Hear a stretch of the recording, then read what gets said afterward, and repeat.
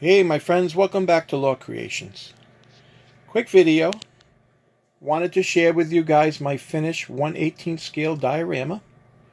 I made it for my Boss Fight Studios night figure. It's along the lines of a ruins. Pretty typical for me. I really like that style. I didn't go in with really any plan. I just know I wanted to do some brickwork and make things a little bit different. So this is what I came up with. And it's made using the pink insulation foam board from Home Depot. It's 1 inch thick.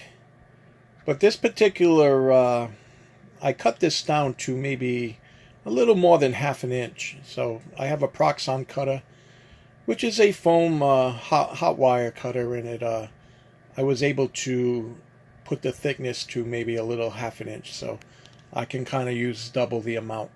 But this is the finished piece, guys. A lot of this was just textured with some textured paint and some aluminum foil. And there's the brickwork. The mesh is that mesh there for the windows is just like a sewing mesh. You can get that at Hobby Lobby, Michael's in the sewing section.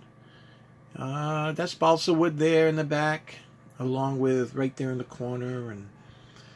And what I did was I took two sides and I carved all the bricks, and then I go ahead and do the damage, because if you were to do the damage and then try to carve your bricks, it doesn't work out as well. So I learned that the hard way one time. And now all the coloration there is I weathered it with pigments, and it actually worked out pretty well. And I'll share something with you in a minute, but a lot of that's just pigments, and it's like a chalk dust. But I bought Vallejo pigments, and they were pretty pricey.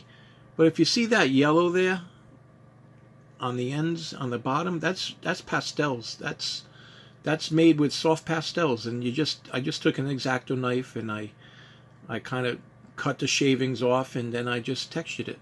I still have to hit it with my pigment binder, but I have to get a better airbrush. But the pastels actually worked really well, almost as well as the Vallejo pigment. But yeah, so here's the piece, guys. Let me move the knight out of the way and maybe just give you a better look of it. Just weathered and dirtied up, and my typical diorama. I really enjoy making these dioramas. This was made fairly cheap. Just have to buy the foam, and then it's just my time. This probably took 4 or 5 hours to do, different sittings.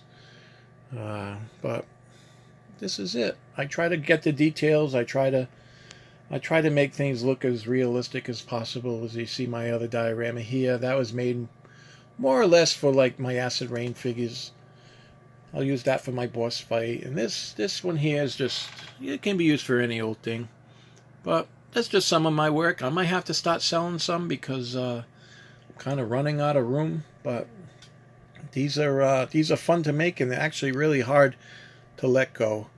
And because I enjoy looking at them, I enjoy comparing and trying to get better. And with every diorama, I try to improve, and I try to get better, and I try to capture details, and I just try to make it as realistic as possible.